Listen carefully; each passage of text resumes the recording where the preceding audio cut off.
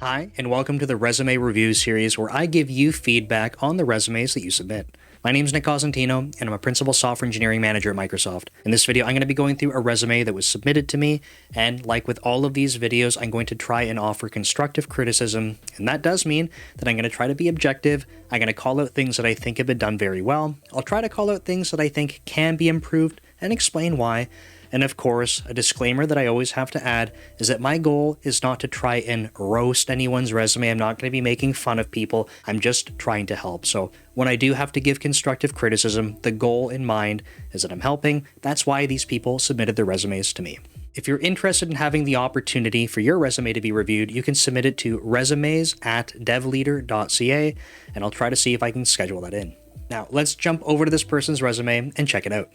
One thing that I'd like to note right from the beginning is that this person submitted their resume and they were also offering some extra context for behind the scenes, a little bit more information for what's going on in their career, why they're looking to do the switch, and that's something that I'm going to be addressing on my other YouTube channel called Code Commute, which is a vlog format. So I recorded that video right before this one, and that way I can kind of navigate and see what they're trying to get up to and why they're switching. So the extra context helps me understand what they're trying to achieve. Now, this person in particular is trying to move over into something that is a little bit more AI focused. They were starting to dabble with some AI things before the big wave of LLMs kind of hit the market like in the past few years. So they actually have a little bit more experience with that. But I think what they've been primarily focused on is not exactly grounded in that, but that's just some framing for the direction they're trying to go. Now, one more quick note, because the camera is blocking half the screen that I have the resume pulled up on, I will be glancing over to my left and trying to read some things. So if you see me looking off into space, that's what I'm doing. But let's start from the top. I think what's really interesting is they have a little bit of a section, a little paragraph kind of trying to describe them, right? So like in plain English, just trying to say, here's what's up with me, trying to call out some highlights and sort of, here's why you should be interested in me. And I think that's sort of a unique twist. I don't think that that's super rare, but also I know that I've seen other people's resumes where they're completely trying to jam pack it full of just experience or keywords. So a little personal touch like this, I think, is nice. They do have a couple of their core things that they want to call out, right? Like AI-driven automation, test-driven development. I think this is helpful, especially because we get a little bit of keyword things going on here. There's a section later, which maybe I will kind of skip to in just a moment. I think personally, when I look at this resume, and I'm realizing now that my cursor is a little bit kind of crappy to see, there we go. I think that this, sort of just from a formatting perspective, just to call it out, we got this big area doing not a whole lot of anything. This was sent in a Word doc. I converted it to a PDF. I checked the Word doc. It also has this gap. But what I think would be super helpful is if I scroll to page 2, you'll see this part. And it does say page 2 of 2, so I don't think that this is a formatting mistake. But I think that having this part, like right at the end, I think having that pulled up right up to here would be kind of nice. And then we can see sort of at a glance, like all of these skills and kind of focus areas. So I think that's kind of nice. I've said in the previous videos as well that I do like having some technical skills called out, right? We get a bit of keyword action going on here. I'll talk more about the keywords in respect to the other areas that we have on the resume. One of the reasons that I like this and what I call out again on the other videos and probably all of the other videos going forward is that when we consider the volume of resumes that people are going through, we're going to have to consider that there's a lot of volume and people are trying to look for optimizations to sift through them. Whether if you're not using some type of automation to do that, some type of system that's looking for that, even as humans, the recruiters or the hiring managers, just to get through the volume are probably going to lean into some type of keywords, right? They're probably saying, ideally, I'm looking for an engineer that has some of these skills. 1,000 people applied. If I don't have time to go like super detailed on 1,000 different resumes, I might just start looking for the ones that have some of the things that stand out right on the surface. I realize that's kind of a crappy situation because you might say, Nick, that's not really fair because if I applied, why is it, even if I had better skills, better experience, I am a better fit than someone else that got looked at, that's not fair. And I get it. And that's one of the challenges that we're seeing right now, I think, with a lot of the volume for job applications. It's like a bit of a gamble in terms of whether or not you get noticed. So I think when you have some of the skills called out like this can just help increase the potential for being noticed. So I would personally pull that right up into this nice big section that looks like it could fit it perfectly. Otherwise, let's start going through the professional experience. And I think what they've done a good job of is highlighting things that are quantitative. And you'll see that. It might be a little bit difficult to see in the video, but certainly like I can see this part is bolded. We have bolding here, bold. Like they're calling out some of the things that are quantifiable, which I think is helpful. If we start going from top to bottom, excelled as a cross-functional team member to guide and execute product and business strategies, launching new features to 20 million active users. So I think this last part, the launching new features to 20 million active users, is very helpful. Kind of says like, hey, look, I've been part of releasing stuff that is not just, a couple of users. It's not something like a product that never got anywhere. It's actually, if we think about what goes into launching a product and having to support many users using the product or the service, there's a lot that goes into that. So I think that's a helpful thing to call out, that they have some experience with that. One thing that's not super obvious, and it's kind of like a balancing act that we have to do, but when it says excelled as a key cross-functional team member to guide and execute product and business strategies, it's a very wordy sentence. I will always try to call this out, but like, what am I supposed to take away from that is sort of the question I would ask, right? Like, I understand that you worked cross-functionally. That's great. But like, what did you do? This person probably has in their mind, I know the things I did. I know how I played a role. And I realize that they're trying to summarize that succinctly. And that's okay. But when I read it, like, I don't get the extra value that they're probably thinking about. Just something to mention. But of course, this is going to be a balancing act. So I think having something like this called out when it's a little bit general, it's like, okay, cross-functional teams, they're thinking about product, they're thinking about business strategies, that's helpful. But if everything ends up being sort of generalized like that, then we're losing some of like the sustenance of like what they're actually having an impact on. They say resident state machine expert. Awesome. Okay. And longest tenured member of the team. I kind of crossed out like some of the specific parts here. Delivering educational talks and mentoring. Like right here, this part, delivering educational talks and mentoring junior developers to bolster team capabilities. That part that I just highlighted, that's almost the only thing I care about in that sentence. I think it's awesome. But the rest of it, like resident state machine expert, I don't know. Cool, I guess. Longest tenured member of, this specific thing, like unless, and it's crossed out so you can't see it, but I think unless you're applying for a very specific job doing that, to me, like that's not going to have a, like I would just get rid of the rest of the sentence, honestly. Because I think the part that I just highlighted, the delivering educational talks, mentoring others, this is like a multiplier effect. I'm having impact, making other people better.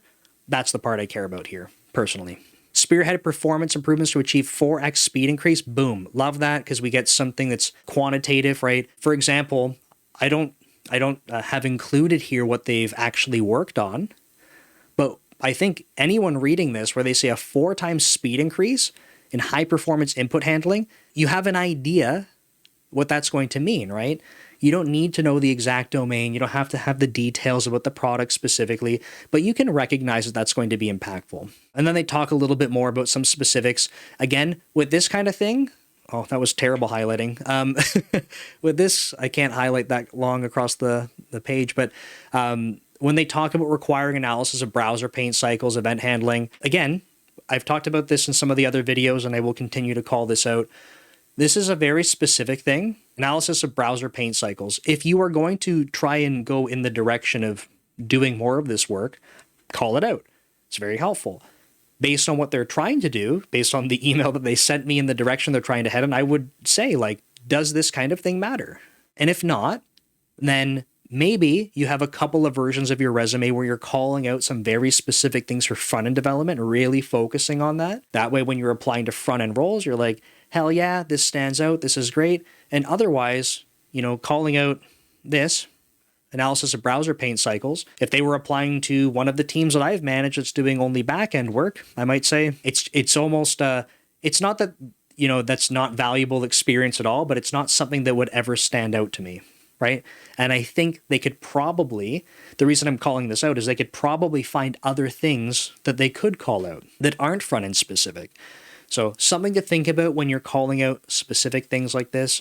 It can be a blessing when you're trying to, go for similar roles, or it could be something that maybe is a little bit of a detractor or not a value add, and it could be replaced by something else. So something to consider. So applied high attention to detail and analytical skills to resolve long-standing and critical bugs, slashing total issues by over 65%, boosting product stability, earning a reputation of improving system reliability. This to me seems like I think that's nice. Again, we have something quantitative, because if that was really, I think what's holding this this point together is we have something quantitative, to be honest. Without that, high attention to detail, software engineer, I would hope so. Analytical skills, software engineer, I would hope so. These are things that I would just expect anyone has, and for you to write them, I go, yes, it would be like saying, I program. I'm going, yep, I hope so. I'm saying that, not to tell this person, I don't believe you or anything like that, but it's mostly to say that in terms of your real estate on your resume, I think that you could fill this with something that potentially has more value than that. But this part, slashing total issues by over 65%, boosting product stability, earning a reputation for improving system reliability. I think that whole part is something that could be expanded upon. Personally, the high attention to detail and analytical skills for me isn't for someone that's a senior engineer with over 7 years of experience. It's not adding much in my opinion. Steer product development and transformation in key areas. This is one of those things where, like I said at the beginning, it's a little wordy, such as redesigning, rewriting critical yet bug-prone vanilla JavaScript component in Svelte. This whole thing, just to give you an example, they have this much that I'm highlighting right now. I should probably use different colors on this. That's really just to say, I rewrote a component. This person might say, yeah, it was literally the biggest, most important mission critical part of the entire application. I don't know that. I see that you rewrote a component, right? It says it's critical and bug prone, but I just don't know anything about it. There's something being conveyed here, or sorry, I should say there's something that they want to convey. And to me, it's not landing because I just don't have enough information. So my word of advice, and this is for everyone thinking about this kind of stuff, if you're in this person's situation, you know that was really important, right? How can you try and message that to someone who knows nothing about it? It's not an easy task. So I don't mean to try and say hey, this person, this is so easy for you to try and convey it differently. But truly, if I'm reading this, I have to act as the person on the outside, right? I don't know the details about what they did, and I still don't have a really good idea by reading that. Steer product development and transformation in key areas. Okay, right? That's good, but I don't really understand what was going on here. So the challenge with this whole sort of part here is just that I don't really get much out of it. So I would recommend that this person maybe revisits this, tries to think about specifically what they're conveying or what they would like to convey, because I believe them. I believe that there's something good there, but I'm not really getting it through that single line. Okay, next job, played an integral role in transforming executive visions into successful project implementations. This is one of those examples, like I kind of said near the beginning. These are some great words, but I don't get much out of it personally. Led project planning and execution for the successful development of a seamless onboarding flow and integration with Stripe payment processing. Cool. I think that's a good thing, right? But really, integration with Stripe payment processing. I think we had a bunch of other words. Led project planning and execution. We got some project leading, which is good. We have some keyword that we can call out, which is helpful, right? Payment processing. We have Stripe. This is something that if we don't even know what this person's doing, we can understand what's going on at least. And then they say that's really what's enabling the company to begin generating revenue. So that's a milestone to call out. Overall, this one is decent. But yeah, I think maybe we start getting into some I feel like the words are fluffing it up. Not so bad though. So let's keep going. Pioneered the transition of the flagship artificial intelligence. So this is probably, again, this one's pretty good so far. Let me explain why though. This is an example of them saying, transition of the flagship artificial intelligence, AI-powered Chrome extension, prototype to production, baseline standards for the code base, and securing access for paying customers. The space that they're trying to get into is AI related, right? This is so far the number one thing on the resume that I think is contributing to being able to work in that space. If you were a hiring manager or a recruiter, that was looking for people to help with building AI tools or whatever else. I realize this is maybe a little bit generic. We have a Chrome extension, so maybe there's that could be applicable for some other jobs, but this is like the one thing so far where I'm like, this is where you said you wanted to go, right? Here is something to call out that really helps there. Now, of course, we talked about some speed optimizations and stuff, so that's a general thing that could be pretty helpful, but I think that this is something that stands out for the direction they're trying to head in. Demonstrated strong problem-solving skills in diagnosing and resolving production issues, reducing downtime, ensuring continuous product stability to optimize customer experience. This whole thing, I think this is one where they put some numbers in some other spots. I would say like reducing downtime, cool, by how much? I literally had one of my teams at Microsoft was responsible for reducing downtime of machines. And I could tell you, like, here's the types of optimizations we did, here's the time savings, because that was my team's charter and that was something that I was tasked with doing. So I believe this person, right? I bet you they did reduce downtime. So tell us, like, what was the impact of that? Ensuring continuous product stability, how? How did you ensure that? What does that mean? Again, like, I trust that they know this and they're like, yeah, hell yeah, that was high impact. How do I know that reading this, right? Optimizing customer experience. Cool. Like how so? Because I said product stability. How was it measured? How do you know that that actually had an impact? Tell me how, because I don't have that detail. You do, right? Like, I think it's a really good opportunity to showcase that. Same with the operational efficiency, right? You know that. I would love to believe you, but it's not conveyed in the resume. So find a way to bring that out.